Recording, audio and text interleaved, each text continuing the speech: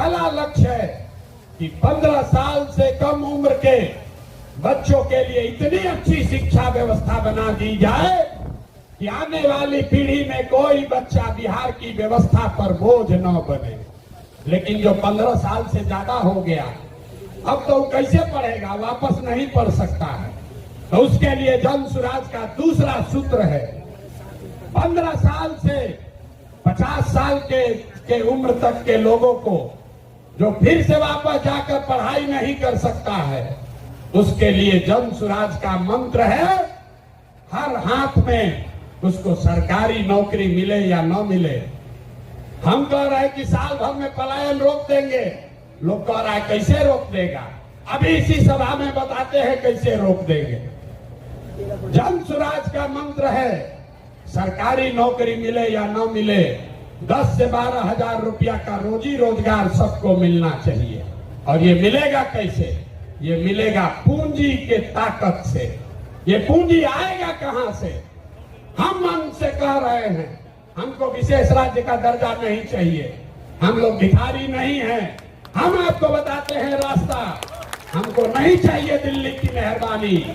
बिहार के लोगों में, आपके बाजुओं में, हम लोग के दिमाग में सरस्वती की इतनी कृपा है कि हम लोग अपना रास्ता खुद बनाएंगे। वो लोग हमको क्या देगा? बिहार से हम लोग उनकी मदद करेंगे। तो रास्ता आपको बताते हैं। पिछले साल बिहार में हमने बिहार की जनता ने बिहार के बैंकों में पैसा जमा किया, 4,61,000 करोड़ रुपया। हमने मिलकर कितना पैसा जमा किया? 4,61,000 करोड़। और बैंकों ने हमको ऋण कितना दिया, लोन कितना दिया? 1,61,000 करोड़। बाकी 3 लाख करोड़ रुपया कहां गया? ये कोई चर्चा नहीं कर रहा। हम आपको बताते हैं कहां गया। बैंकों ने ये पैसा, आपका हमारा गरीब बिहार का पैसा यहां से उठाकर गुजरात में, तमिलनाडु में, कर्नाटक में, आंध्र प्रदेश में भेज दिया। रिजर्व बैंक का आंकड़ा है, वो कहता है कि बिहार में अगर 100 रुपया लोग जमा करते हैं बैंक में, तो बैंक वाला 40 रुपया वापस लोन देता है। और गुजरात में अगर गुजराती 100 रुपया बैंक में जमा करता है, तो उसको 90 रुपया वापस लोन मिलता है। तो अगर बिहार में बैंकों में जो पैसा हम लोग जमा कर रहे हैं, लोन के तौर पर 70% पैसा भी अगर वापस मिलने लगे, जो देश का विधान है, बैंकों को 70% पैसा वापस देना ही देना है, ताकि आप मोटरसाइकिल खरीद सकें, घर बना सकें, बिजनेस कर सकें, खेती कर सकें। लेकिन बिहार में बैंक दे रहा है 40 पैसा। तो इसलिए ये तय किया गया कि बैंकों को ये मजबूर करेंगे कि तुम बिहार का पैसा ले जाकर गुजरात और तमिलनाडु में नहीं दे सकते हो। इसका फायदा क्या होगा?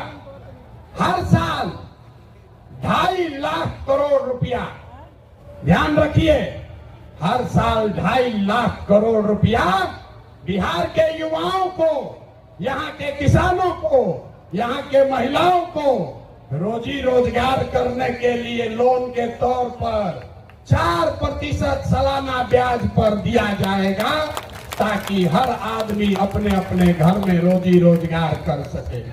अब आप बताइए कि ये होना चाहिए कि नहीं होना चाहिए?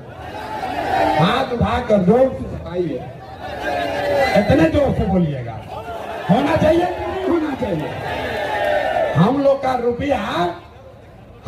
रुपया गुजरात के आदमी को मिलना चाहिए, कर्नाटक के आदमी को मिलना चाहिए कि बिहार के लड़कों को मिलना चाहिए? जोर से बोलिए। जब हम लोग गुलाम थे तो क्या होता था? कपास का खेती हुआ बिहार में, फैक्ट्री है इंग्लैंड में, वहां फैक्ट्री में कपड़ा बना और वापस आकर फिर इसी देश में बिकता था। इसी के खिलाफ गांधी जी ने आंदोलन शुरू किया था। तो ये जन सुराज का आंदोलन है कि हमारा पैसा बिहार के लोगों का पैसा, हमको बाहर का पैसा नहीं चाहिए, लेकिन कम से कम जो हम लोगों का पैसा है वो तो हम लोग को मिलना ही चाहिए। मिलना चाहिए ना भाई, मिलना चाहिए ना। तो 2.5 लाख करोड़ रुपया अगर सीडी रेशियो को, क्रेडिट डिपॉजिट रेशियो को सुधार दिया जाए तो बिहार के महिलाओं को, युवाओं को 2.5 लाख करोड़ रुपया अलग से हर साल मिलने लगेगा। और तीसरा संकल्प, तीसरा रास्ता, बिहार में जितना बुजुर्ग आदमी है अब वो न पढ़ सकता है न रोजी रोजगार कर सकता है, तो जन स्वराज का संकल्प है कि 60 वर्ष से ज्यादा उम्र के हर महिला पुरुष को कम से कम 2,000 रुपया महीना पेंशन जरूर दिया जाए, ताकि कोई भी हम लोग का माँ बाप, चचा भैया, कोई गरीब आदमी कम से कम इज्जत से जरूर रह सके। आइए पूरा, अगर बिहार के सारे बुजुर्गों को ये याद रखिए, ये प्रशांत किशोर का जुबान है, अगर कह रहे हैं कि मिलेगा तो इसका पूरा गुणा गणित किए हैं। अगर बिहार में 60 वर्ष से ज्यादा उम्र के हर महिला पुरुष को 2,000 रुपया देना है तो हर साल करीब करीब 6,000 करोड़ रुपया सालाना लगेगा। बिहार सरकार का बजट है 2.5 लाख करोड़ रुपया, तो 2.5 लाख करोड़ रुपया में से 6,000 करोड़ रुपया आपके हमारे बुजुर्गों के लिए खर्चा होना चाहिए कि नहीं होना चाहिए? हाथ उठाकर बताओ यार, मुंह से बताओ। होना चाहिए, होना चाहिए। तो ये तीनों स्कीम पास कर दिए ना, तीनों स्कीम पास कर रहे हैं ना, ये तीनों स्कीम पास हुआ ना, तो बच्चे का जीवन सुधरा पढ़ाई से, युवाओं का जीवन सुधरा पूंजी से, बूढ़ों का जिंदगी सुधरा 2,000 रुपया